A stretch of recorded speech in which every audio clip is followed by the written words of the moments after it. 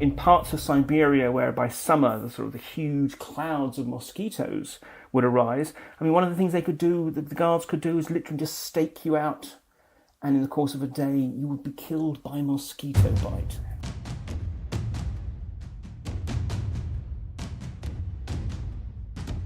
You're listening to War College, a weekly podcast that brings you the stories from behind the front lines.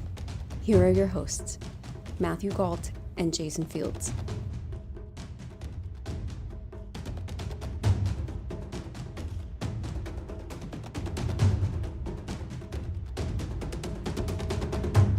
Hello and welcome to War College. I'm Jason Fields. And I'm Matthew Galt. Who runs Russia? Is it Vladimir Putin's government? Is it the oligarchs? Is it the FSB? Is it the criminal gangs? Well, what if the answer is yes? Friend of the show, Mark Galeotti, is a senior researcher at the Institute of International Relations in Prague. He's a Russia expert, and he's here to talk with us today about his new book. The Vory, Russia's Super Mafia, explores Russia's rich criminal traditions. And they are rich. Mark, thanks so much for joining us. Always a pleasure. So let's just start off with, what is the Vory? The short answer is the Vory, it simply means the thieves in Russian, is the name, so the overall portmanteau name for the kind of professional criminal subculture that emerged, particularly in the 20th century, and still survives today, but in rather different form. But essentially, I mean, in a way, these are the tattooed hard men we know and love from film and TV. People who had actually sort of moved into a kind of professional existence as criminals, but who also had made a cultural choice. These were, well, shall we say, were also the made men of the Russian underworld, the people who really had submerged themselves in the realms of organised crime. So how systematized is it? Are there rules, a code of ethics, that kind of thing? Yeah, I mean, what it was is, and again, this has changed. In the heyday, the Vory were very much marked by a kind of code of ethics, I mean, a singularly unpleasant one, in fact, that you absolutely always had to follow through on promises made to other Vory. You always had to make good on debts to other Vory. But basically, everyone outside that realm was considered to be nothing. They were just prey. And it's interesting, actually, that in the language, there's a jargon of the Vory, the Russian word "люди," people, is only used for other Vory. So in other words, if you're not a criminal, you're not even a person. And then also, this is, sort of again, I mentioned the tattoos, this is a subculture that was very much also determined by this visual language of tattoos. The phenomenally sort of intricate, often, encoding on the body of their preferences, where they'd been to prison, what crimes they committed, what their attitudes were. And this is something that actually came out of really the late 19th century, the so-called Vorovskoy mir, the thieves' world, which is this criminal culture that had emerged really in the slums of rapidly emerging and industrializing urban Tsarist Russia. And they actively sought to turn their back on mainstream society. I mean, one of the reasons why, if you compare it to, say, the Japanese Yakuza, that have their own sort of tattoo language, but they're always on the body and on the upper arms, so that basically you can wear a shirt or even a tennis shirt and conceal the fact that you're a Yakuza. The Vor tattoos were very, very clearly meant to be visible. You had sometimes extraordinary things like sort of tattooing barbed wire across the forehead, or different sort of tattoos on the hands and on the knuckles. And in part, that's because that's your kind of criminal resume. But also in part, it's an indelible, because this is the age before laser removal, an indelible mark that basically, I turn my back on mainstream society, you know who I am, fear me. So this was this very sort of distinct encapsulated society that became vastly more powerful and integrated during the era of Stalinism, so we had millions of Soviet citizens being thrown into the labour camps where they were dominant. And over time, and maybe this is something we can talk about later, they sort of had a split, and what became a dominant faction decided that it could at least work with corrupt officials and so forth. But even so, there is still this sense that they were, and still are to a degree, a caste, a subculture, a society apart from the mainstream. That is one of the fascinating things about, in your book, you talk about the gulags and how these people, the Vory, were brought together and from all over Russia into these camps where they were isolated and distilled. And can you sort of talk a little bit about the process, when that was happening, and what you ended up with? Surely. Well, I mean, what happened was the Vory had often been inside prisons and prison camps, and in fact that was almost a mark of pride. I mean, again, as I mentioned, some of the tattoos would actually say which labour camp or similar you had been to, particularly if it was one of the northern ones, which are much more sort of dangerous, and therefore it was a mark of your hardness to show that you'd been through one. But they felt almost like their real life was when they were behind bars. But then with Stalin, and you have literally millions of Soviet citizens being sort of swept up in this sort of whirlwind of terror and brutality, the overwhelming majority of whom were not criminal in any meaningful sense of the word. They laughed at the wrong joke. They didn't laugh at the right joke. Someone happened to denounce them just because they had a grudge, or just simply there was a need for more slave labourers, and secret policemen with quotas just went out and just swept people up.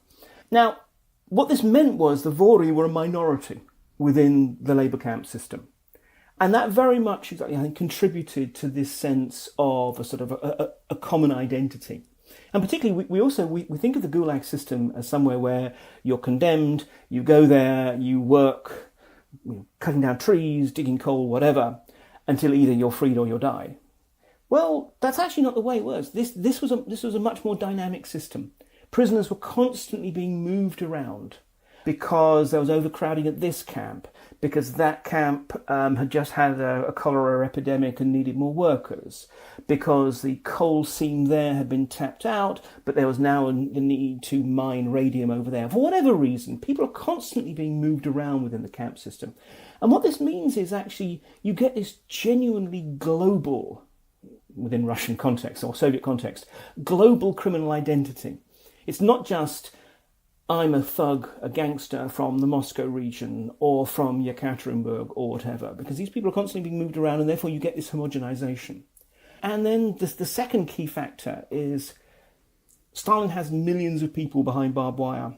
He wants to use them as, in effect, slave labourers the most efficiently possible. Now, the best way of doing that is not to hire lots and lots of camp guards who are going to need to be paid and everything else, but to co-opt people within the prison system. And so what in effect happens is you have a tacit alliance between the Stalinist state and a fraction of the Vory who are willing to collaborate.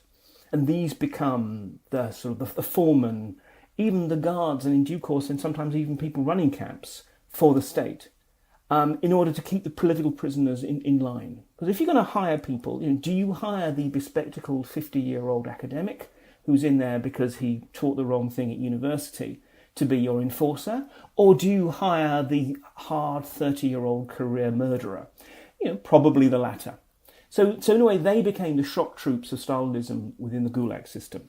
And in the process, they broke part of the code of the Vory, which had always said that you could never, ever collaborate with the authorities in any way, and this is in due course going to lead to violence within the criminal world. But these collaborators, which in the charming parlance of the Vory themselves were called suki, bitches, would actually become crucial to the whole Gulag system. And then when, after Stalin's death, the Gulags are opened up, they essentially reshape the entire Soviet underworld in their image. So you have, on the one hand, a really coherent criminal culture, but on the other hand, one that has already learned that, in fact, there's real advantages in working with the state and already have their first networks of connections in order to be able to do that on the outside. All right, I have a few questions based on that. First, what exactly were those advantages? When they were in the Gulag system, what were they getting in return? And what did the gang conflict look like? Did the bitches go to war with anybody? Well, I mean, on the first point, what did they get? Well, a better chance to get out of the Gulag system alive is the first and simplest answer. I mean, this is at a time in which actually the state was not totally uncaring about the Gulag prisoners, just simply because they were, after all, raw material in some ways. But nonetheless, I mean, this was a time in which malnutrition, all kinds of other diseases and so forth were rife. And therefore, even simply getting the fact that, you will be worked less hard or not at all, and you will have a better chance of getting food, could well be the difference between life and death. But more broadly, you got to have power. I mean, unfortunately, that's one of the drivers for so many human beings. Even if you're in a small social world constrained by barbed wire and the Siberian wilderness beyond it, nonetheless, the chance to be a big man in your small camp should not be underestimated. So they got power, they got minor perks, and they got survival. Now, the conflict between them and the traditionalist criminals, generally known as the Vladimir, but I'll try not to throw too many Russian terms in, didn't really happen much before the end of the Second World War. There were more traditionalists than there were collaborators. And so basically the collaborators preyed on and pushed the ordinary criminals, the political prisoners, to work, and they, as far as possible, ignored the traditionalists. The traditionalists despised the collaborators, but they knew that if they went after them, the state would back them, and the state had all kinds of nasty ways of killing you if need be. I was reading actually one in which, in parts of Siberia, where by summer the huge clouds of mosquitoes would arise. I mean, one of the things they could do, the guards could do, is literally just stake you out, and in the course of a day, you would be killed by mosquito bite. Anyway, so there's all kinds of ways in which the state can make sure that you don't go after its collaborators. However, during World War II, a lot of criminals either volunteered or were forced to go and fight, in the course of which they, by basically taking up arms for the state, they were considered to be collaborators.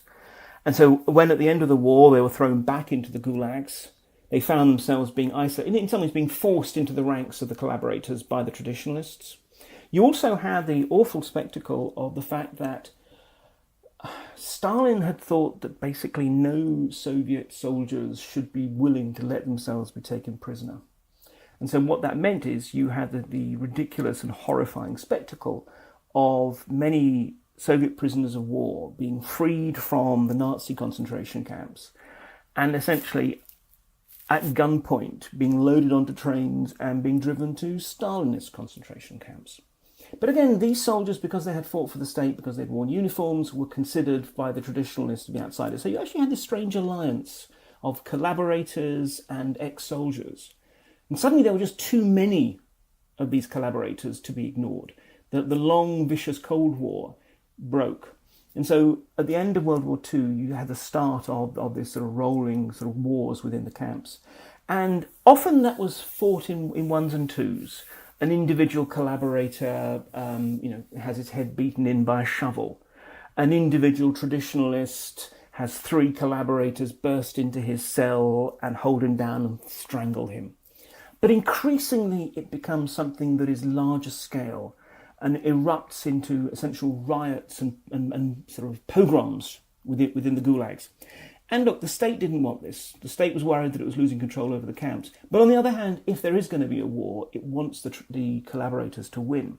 So it basically put its thumb on the scale. It did what it could to support them. So, for example, you have a lot of collaborators suddenly being given jobs as cooks and barbers inside the gulag.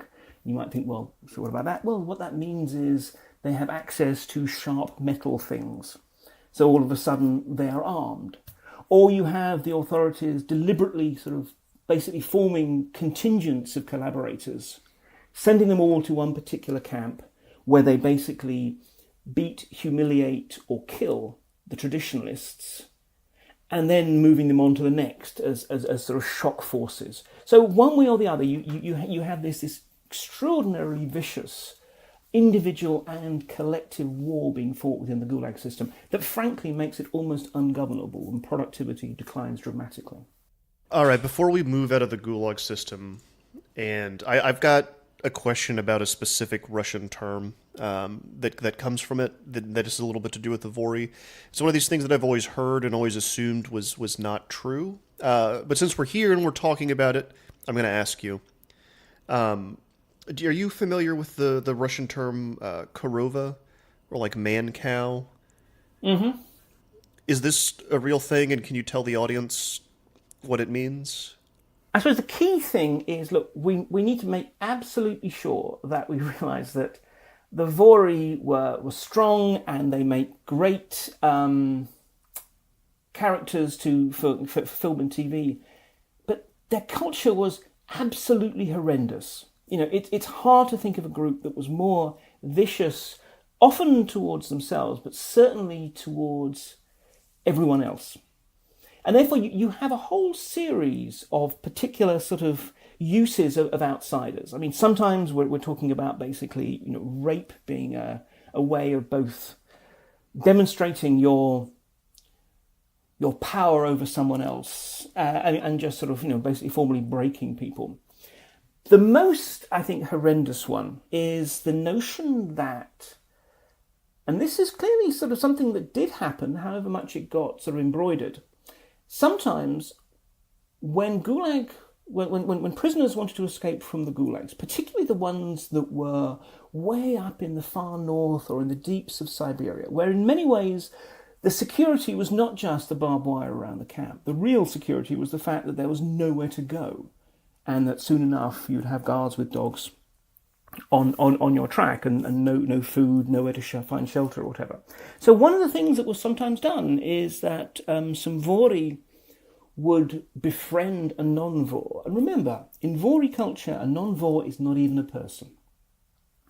And say, oh, we're going to escape, we're going to go over the wire, why don't you come with us, and whatever. Not realising that his role was essentially to be walking provisions. I mean, another word is, you know, for these people is miasa, which literally means meat. So the point is that when the food that they can find, steal and scavenge runs out, they will just kill this person and eat him. As I said, I mean, it seems hard to credit, but nonetheless, it clearly did happen, and it happened often enough that there was actually a specific term or terms within the Gulag vocabulary for these people. Which again, I mean, I think illustrates the extent to which this is not only a kind of a horrifically violent and vicious subculture, but it's one that really clearly considered outsiders to be of having no rights, no value, or anything else. So let's take it out of the Gulag, and what happened once people were being sent home? Once after Stalin was dead, the Gulag started to shrink, and how did the Vory continue to evolve? Well, yes, you had. I mean, let's be honest. The Gulag shrank not specifically because Stalin died, nor out of any kind of humanitarian impulse, but just simply because it was no longer cost effective. And it's striking that in fact the first person who actually advocated running down the Gulag system was Lavrentiy Beria, who was Stalin's last and most unpleasant chief, and that's quite a high bar to vault, most unpleasant secret police chief. And again, it says something about the Soviet state, that in fact they let the professional criminals, the murderers, the thugs, the burglars, out first on the whole, before they sent out the political prisoners. But anyway, so what you had is, well, first of all, I mean, terrifying experiences for the towns and cities closest to the gulags that were suddenly being overrun by what they call these blue gangs. Blue because they were covered in, these guys were covered in tattoos. And for a while, actually, so in Siberia, you almost had this kind of almost Wild West environment prevailing. But that was a sort of largely a temporary sort of the initial flood. And what happened was, the gangsters went out, they went back into the underworld. There they encountered often a lot of traditionalists who hadn't actually experienced the war that had taken place in the gulags, and so you have, in a way, you have another running little sort of low-level civil war taking place within the underworld all across the Soviet Union. But anyway, the collaborators win. They reshape the code in their interests. They still use the same words. They still call themselves Vory and such like. But But they are in a very different world. And they have to adapt to the fact that what you can get away with in the gulags, you cannot get away with in ordinary society. I mean, here the state is powerful, vigilant, and jealous of its power. The police and the KGB are not going to let you get away with being the kind of blatant gangster that you could before. And so what happens is that over time, and this is something that takes place really through the 60s and the 70s, is that they adapt to operating out of sight, beneath the surface. In some ways at this point you have three main sources of criminality, organised criminality, within the Soviet Union. You've got the Vory, the as it were, the proper traditional gangsters. You have the black marketeers, the people who are actually responsible for, let's be honest, an underground economy, a second economy that really becomes increasingly essential to actually keeping the Soviet Union functioning. And then the most powerful of all are the corrupt party bosses. And this is a period in which actually the Soviet Communist Party becomes increasingly corrupt, until more or less corruption becomes its closest thing to an ideology. Now, the black market entrepreneurs, they have money, but they don't know how to spend it. They have access to all kinds of goods, some of it made domestically, some of it smuggled from the West and so forth, that everyone wants. But on the other hand, they're also insecure, because they're ultimately they're just gangster businessmen who have no real sort of legal power. The officials, they want the money, they want the goodies, but they can't be seen to be getting in bed on the whole with the black marketeers. So what happens is organised crime emerges in some ways as the connective tissue. They've already become the connective tissue between these two realms. At first, they basically bully and predate and extort from the black marketeers until they realise that actually it's better just to make a deal with them and be paid off to provide protection and so forth. And they also can be the people who can actually mediate between the black marketeers and the officials. And so this is one of the reasons why we didn't really think about there being organised crime in the Soviet Union. And I think this is one of the areas that the scholarship was lacking. There were some émigré writers, and people like a chap called Charlidze, who wrote about it. And this was seen as an interesting little curio, but, pat on the head and let's move on. We had basically assumed that there could not be organised crime within a police state. And because it wasn't visible, we just assumed it wasn't there. Until the 1980s, when the Soviet system began to collapse, and that's when they began to emerge from the rubble, and that's when I began to be interested in them. But in that period, particularly through the period of General Secretary Leonid Brezhnev, when the emphasis was on just keeping everything quiet, letting the elite live, a nice feather-bedded life, letting the black marketeers do their business, keep the population happy, and keep the elite in the nice fancy imported goods. Organised crime was able to operate in that world, but very much as the weakest of the three. The other two, one had power, one had money. Organised crime just simply fitted in between. How did organized crime fit in with the security state, as in KGB, and I guess we'll talk in a little while about the successor. Well, look, the KGB, which was ironically, probably about the least corrupt institution within the Soviet Union. That is not to say uncorrupt, but just least corrupt. But also, it was exceedingly pragmatic. And therefore, you had a situation in which sometimes you had people within the KGB who were just simply in cahoots with the gangsters. But they usually did that in the context of kind of wider alliances. In places like Georgia and Uzbekistan, for example, we saw these massive and extraordinary criminal ventures which stretch from out-and-out gangsters all the way to the Republican Party bosses, all busy sort of scamming literally millions upon millions of rubles and living very good lives. But also you often had cases in which actually the KGB would be willing to turn a blind eye to gangsters so long as they were useful. And we particularly saw this in Moscow and in what was then still Leningrad, now St. Petersburg, where you had a whole bunch of sort of both black marketeers and gangsters who were involved in things like changing money, or basically trying to buy hard currency from foreigners in return for way above the artificial sort of official rate. The official rate was always pegged that 1 ruble equals $1. Now, in reality, ruble was worth vastly less than a dollar. So they would come along and they would say, we'll give you 10 rubles to the dollar or whatever. Or else they would come along and they would try and, buy the jeans off you. I mean, one of the more surreal experiences I had, which also says something about the fact that the Russians are a nation of people, was once being in the lift. This is probably even my very first time in the Soviet Union when I was actually still a school kid. In the lift, and Russian approached me with a sort of twinkle in his eye, and you have Agatha Christie? Because Agatha Christie books were apparently incredibly popular. So even Agatha Christie whodunits, there was a black market for.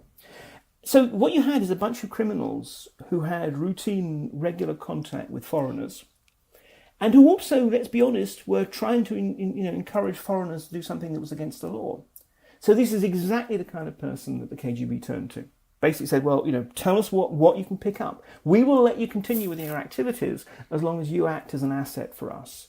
Tell us, what's going on. Occasionally, we might actually want you to go even further. Maybe sort of see if you can encourage certain sort of targeted foreigners. You want women or whatever that will actually put them into compromising positions that the KGB can then capitalize on. So even from that first point, you actually have the secret police that is meant to be there fighting crime, actually sitting there thinking, well, we'll fight crime sometimes, but at other times we're going to use it if it's part of our wider political mission. How do you join? I mean, in some cases it's through sort of family and so forth, but this is not basically an organised crime milieu like, say, the Italians or whatever, which is clearly linked around family and kin and so forth.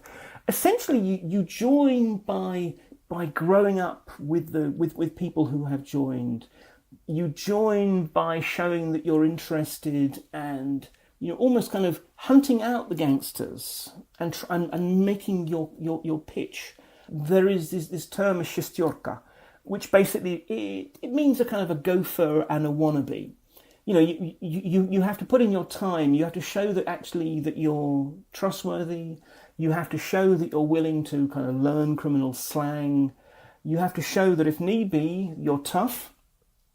And then maybe if you impress the people enough, they will induct you and you will become a fully fledged member of the Vorovskoy Mir.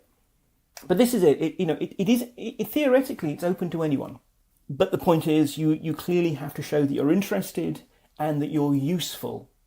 And you have to kind of work your way through to it. You don't just simply turn up and say, hey, my uncle's one of you guys. Can I come in and join? No. You have to demonstrate your credentials. So we now move on to probably, the contemporary relevance of this book and of the Vory is really, really striking. After the Soviet Union fell in 1991, things started to change. The role of the Vory started to change. Can you talk a little bit about that evolution and where we've ended up now? Sure. Well, this is interesting. I mean, in some ways, the evolution had started before the Soviet Union collapsed. I mean, during the sort of the Gorbachev reform era, I feel so sorry for Gorbachev on so many bases. But one of them was actually all his essentially well-meant reforms turned out to be perfect for organised crime. Galvanised them, gave them economic muscle, so that by the time the Soviet Union had collapsed, these gangsters were already coming out of the shadows, and instead of being the weakest element, for a brief period they were the strongest. When the Soviet Union collapsed, suddenly corrupt officials, who had power because they were Communist Party officials, suddenly needed to scramble for position in a new world, whether it was setting up companies, whether it was winning elections or whatever. But the point is, they suddenly lacked the power that they had once had. And likewise, this is a period in which law enforcement was pretty much in collapse. So the underground entrepreneurs, the black marketeers, they didn't have any protectors. So all of a sudden, organised crime comes along and basically it says, we have muscle. In the early 1990s, right after the Soviet Union collapsed, basically it was a period in which there was no law, everyone needed protection. And organised crime could provide you with protection.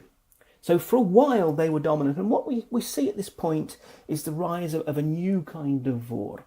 Not the tattooed thug from the camps, but a gangster businessman, so-called authoritet, authority. Someone who basically is just looking for money and power, and is happy to do crime if crime will get it safely, but is also perfectly happy to do legitimate business, and it operates right across that spectrum.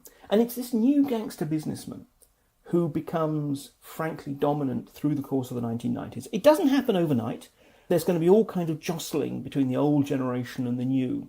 And as is always the case, the old generation just think, oh, well, the newcomers, they don't know what it was like. They're not as hard as we were, and so forth. And the younger generation say, well, look, we don't care. We can hire hard men because we've got enough money and power. But so through the 1990s, when Russia is going through this extraordinary, elongated period of almost state collapse, in which actually the government can scarcely govern, in which local government is often penetrated by all kinds of different criminal interests, in which soldiers and policemen and even secret policemen are scarcely being paid their wages, and therefore everyone is involved in all kinds of corrupt scams. This is a period in which organised crime suddenly changes from being parochial, hidden, to being a truly dynamic global force. And I think the global thing is worth mentioning because no one knew what was going to happen in Russia. No one knew if the thing was going to stabilise, if the country was going to break apart, or if communists or ultranationalists were going to come into power, which meant that basically everyone wanted to get a certain amount of their money at least out of the country. And so from the gangsters' point of view, they very, very quickly also internationalised, so that if things went bad in Russia, they would have money and friends and a bolt hole outside the country. So the 1990s, absolutely crucial in essentially reshaping Russian organised crime. Were they still tattooed at that point? Or had their entire look changed? I mean, besides the suits, I mean, did they become like the Yakuza where the tattoos were hidden? Or did they just abandon that whole part of the culture? Bit by bit, it was abandoned. I mean, you still see people with tattoos, just as you still see people calling themselves Vory or the Vory v Zakonie, the thief within the code, which is the kind of the authority figure, the sort of combination of sort of judge and high priest of the Vorovskoye. You still see people using this, but very, very much it's declined. Back in the day, you wanted to use your tattoos to make yourself look distinctive, make yourself look separate from mainstream society. Now you don't want that. You want to be able to operate in every single world. You want to be able to operate in the crime world, but at the same time be invited to the ambassador's reception, to be going there in your Speedos at Saint-Tropez and not look like a freak. So actually the tattoos are very much sort of disappearing, particularly as a code. Nowadays, if you want a tattoo, you get yourself a tattoo. Back in the day, because each tattoo had a very, very specific meaning, you had to show that you were entitled to it. That let's say a camp, that you had a sort of, this one was, for example, showing a sort of leaping stag, which showed you'd been to a particularly hard labour northern camp. In other words, that you survived that means you were tough. If it ever came out that in fact you hadn't deserved to have that tattoo, that you'd not been to that camp, if you were lucky, humorless men would be presenting you with a knife so that you could actually scrape that tattoo off your skin. That's if you were lucky. Those days where the sort of tattoo language really mattered and was enforced, they've gone. Now, I mean, it's funny, you go to the sort of the hipster bars of Moscow, which, let's be honest, has actually become an extraordinary hipster place. And you will see guys who are wearing what once upon a time would have been considered vor tattoos. And they clearly are not Vory. They just thought they were cool tattoos. What's the role of them in popular culture? We've kind of teased this idea that they're tough guys and they're in movies and TV. And I'm kind of like, especially in Russia, I'm curious, how does the culture talk about them? It's interesting. There's a massive true crime genre. You go to bookshops and there's loads of sort of things about how all the various sort of gangster activities. But I would say, there's two particular connected strands. One of them is that gangsters clearly are gangsters. They're not nice people, but at least they are honest crooks. I've heard this term, honest criminals, so many times. What is an honest criminal? It's a crook who knows he's a crook, who doesn't pretend he's anything else. And that's contrasted with the dishonest crooks, who are the guys in suits in the mayor's office and in Parliament, or in uniforms at the police headquarters or the secret police or whatever, who claim to be working for the people while they're actually ripping the people off every day. So it's quite interesting that there's almost like, at least, you know, there are at least the sort of the morally correct gangsters. And they're not Robin Hoods. I mean, this is interesting, you know, there isn't that same sense of gangsters being good people. But on the other hand, at least they're honest about who they are, compared with all the other gangsters around. It says something about a very, frankly, nihilistic and sort of downbeat perspective of modern politics, which is probably not inaccurate. But the second point I make, what's really fascinating, it's really illustrated by, there were two blockbuster films, Brat and Brat 2, Brother and Brother 2. First one, the protagonist is basically a kind of vigilante who takes on gangsters from the North Caucasus. By the time we got to the second one, though, he's essentially an organised crime figure, a kind of hitman, and he goes to the United States because of, I won't go into the plot, but one of the key themes is, yeah, okay, we're Russians, we have gangsters, but at least our gangsters are the toughest SOBs around. Because, you know, when our Russians go to America, they basically show the American mafia what's for, and the Ukrainians and others and so forth. So there is this kind of weird, perverse pride, or kind of inverse pride. If we're going to be a mafia state, if we're going to be a sort of state run by gangsters, at least let us be run by the smartest, nastiest, toughest gangsters around. In these places that I guess I would call the fringes of empire, if I can use that term, if that's not inaccurate, kind of what, like places like Georgia and Chechnya, what does this stuff look like? Does it change at all? Is it the same? Yeah, I mean, it's really interesting that for example, nowadays, the majority of people in Russia who are classed as vory v zakonie, thieves within the code, these authority figures within the underworld, are actually ethnically Georgian. And in part, that's because Georgia itself had a very efficient and effective campaign to drive criminals, organised crime figures, out of their own country. And a lot of them went to Russia.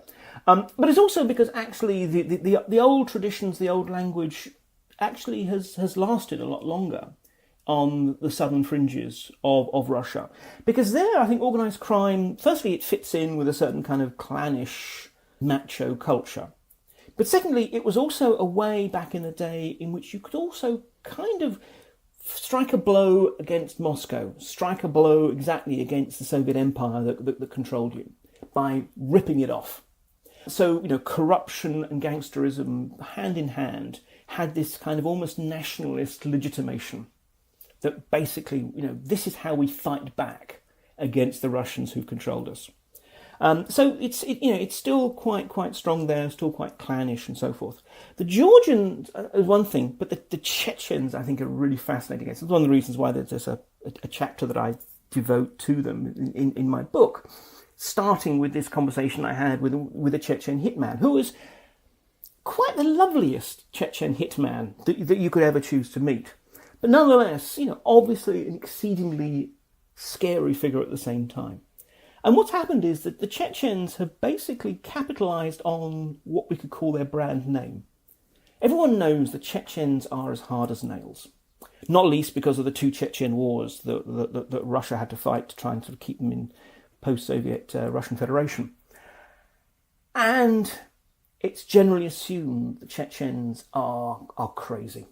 That if you take the Chechens on, they will keep coming at you and they will summon their brothers and their cousins and keep on coming until they've ripped you down, whatever the cost to them. So for that reason, most people will not take the Chechens on. You know, the kind of person, the kind of business, let's say, that, you know, comes up with someone demands some money from them, you know, lovely shop you got here, shame if it burnt down. They might be sitting there thinking, well, okay, so here's a gangster, but on the other hand, my brother-in-law is the local chief of police, so I'll turn to him instead. Chechens come along and you think, game over. You're going to make a deal.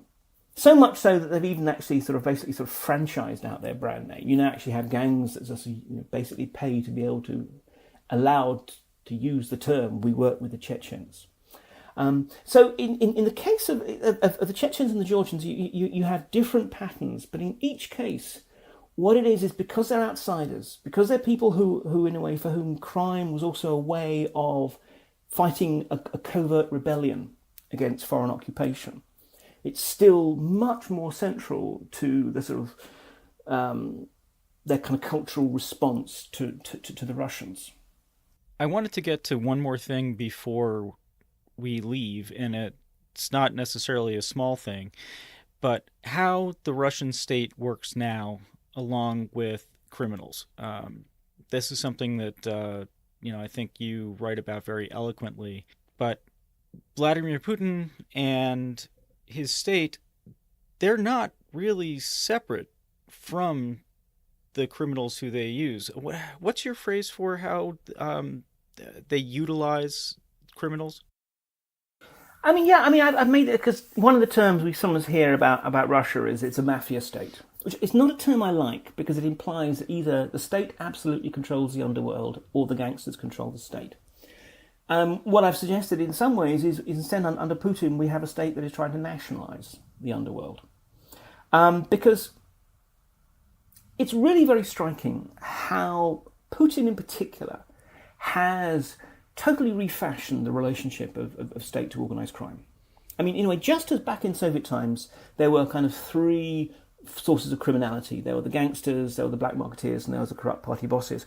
Well, in a way, now still we have the mainstream underworld. We have the embezzling kleptocrats and oligarchs in the business sector. And we have the also embezzling kleptocrats within officialdom.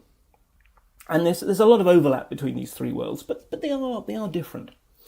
Now, Putin, when he came to power, when he was first standing for election, 1999-2000, he spoke very tough about law and order. And a lot of people believed him, after all, ex-KGB and so forth.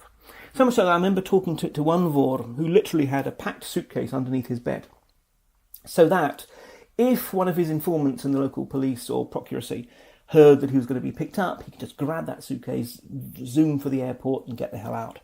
Well, he never had to use that suitcase. Because what happened was, in effect, Putin instead offered organised crime a social contract. And literally this was, actually what happened. I remember talking to one cop who was working in MUR, which is the Moscow Criminal Intelligence Division. And, he was meant to be one of the people sort of trying to catch gangsters. And instead, he was actually having to go down and have sit-downs, have meetings with various gangster bosses and basically sketch out the new rules of the game. Which is basically this. Organised crime will continue to do crime and the cops will continue to try and catch them. That's fine. However, if the gangsters did anything which looks like a challenge to the state or which embarrasses the state, then they will be treated as enemies of the state, which is obviously a much, much more serious kind of response. And on the whole, you might say after 10 years through the 1990s of turf wars and absolute anarchy, the new generation of gangster bosses who had risen, who were now really wanting to kind of consolidate what they had, thought, yeah, okay, so the state is back. The state is the biggest gang in town. Well, it's okay, we can work with that. And they were therefore willing to accept that social contract. And in some ways, in hindsight, we shouldn't be surprised, because this is exactly what Putin did when he was deputy mayor in St. Petersburg in the 1990s. His job was to be liaison with whoever needed to be talked to, including the local organised crime grouping, Tambovskaya. And in order to keep the city running and also for him and others to benefit, he made deals, and he just simply took that onto the national stage. But what's happened over time is that you might say at first this was a social contract that was defined by negatives. You don't do certain things. And every now and then an organised crime figure who seemed to have gone too far, who's getting a bit too embarrassing, whatever, would be arrested in a large, showy display of state force, just to simply remind people that the state is, as I said, the biggest gang in town. But what we've seen since 2014, as this whole geopolitical conflict, Cold War, hot peace, call it what you will, really steps up. And it's in a way as Putin, on the basis of relatively little resources, basically tries to take on the entire West. He clearly has adopted a strategy of creating a mobilization state, where it doesn't matter who you are, the state can call on you to do something. And that includes organised crime. So whereas once upon a time the social contract was just don't do X, Y, or Z, now increasingly we're seeing a thing in which, well, if you want to continue, the state wants you to do A, B, or C. And particularly in Europe, we've begun to see organised crime being used as, in a way, an additional asset for intelligence and subversion operations in a variety of different ways, but particularly in terms of raising so-called black cash, untraceable money that has no kind of Kremlin fingerprints on it that can then be used to support convenient political movements and so forth. So increasingly what we're seeing is Putin considering organised crime to be yet one more potential asset for his political war on the West. And it makes sense, that's, if it's a problem that's not going to go away or can't be solved, you may as well make the best of it. I think actually, from Putin's point of view, I mean, this is one of the many, many tragedies of contemporary Russia. And I say this as someone who likes Russia and likes Russians. And I think we should always remember that, Russians have been Putin's first victims. Many other people have been added to the list. But I think from Putin's point of view, he doesn't really see this as a major problem. I think organised crime, like corruption, he every now and then pays lip service to it as a problem. But in practice, his track record is it's only a problem when it actually gets in the way of particular things that need to be done. Putin almost seems to like a world in which everyone has a skeleton in their closet, because he gets to decide whose closet to look in and say, I'm shocked to discover that you've been doing something wrong. This gives him leverage, this gives him power, and this gives him a way of, you might say, having also covert and deniable instruments, as well as his overt and obvious ones. Right, if it's a criminal gang that just hacked your election, rather than an actual Kremlin-backed cybersecurity presence, then I guess you have all the deniability in the world. Yeah, absolutely. I mean, there's a case, for example, of some Chechen pro-rebel fundraisers in Turkey who were assassinated. Now, earlier there have been assassinations which are likely to have been in the hands of, shall we say, card-carrying Russian intelligence officers. Then there was a bunch which the Turkish police, with what was actually some very good police work, I don't manage to identify who the killers were. They'd already long since fled the country. But basically, they were members of a neo-Nazi Moscow car crime gang. Now, it's hard to think why a bunch of gangsters in Moscow should suddenly think, I'll tell you what, let's go to Istanbul and whack some Chechens. It's pretty clear that they were employed and given basic training by the security apparatus to go and kill some inconvenient people. But again, in such a way that could be entirely deniable. We can say, look, it seems fairly clear that, but can this be proven in a court of law? Of course not. So in this respect, it's great from the Russians' point of view. Organised crime, terrible if you're a Russian businessman. It's not much fun if you're an ordinary Russian citizen, but from the state's point of view, it's great because it means you've got this great pool of everyone from killers and hackers through to smugglers and people traffickers, whom from time to time you can use. Well, Mark, thanks so much for once again coming on and scaring the crap out of us. It's perfectly fine. It's what I do. And thanks for the chance to pimp my book, after all. Yeah, I actually can't recommend the book highly enough.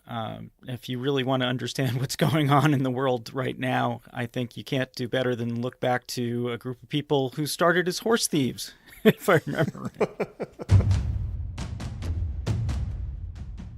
Thanks for listening to this week's show. If you enjoyed it, tell 2 friends. And they'll tell 2 friends. And they'll tell 2 friends. And so on, and so on. More realistically, please leave us a review on iTunes or wherever you got this podcast. It helps other people find the show. You can also reach out to us on Facebook. We are facebook.com/warcollegepodcast. And also you can follow us on Twitter @war_college. We'll be back next week.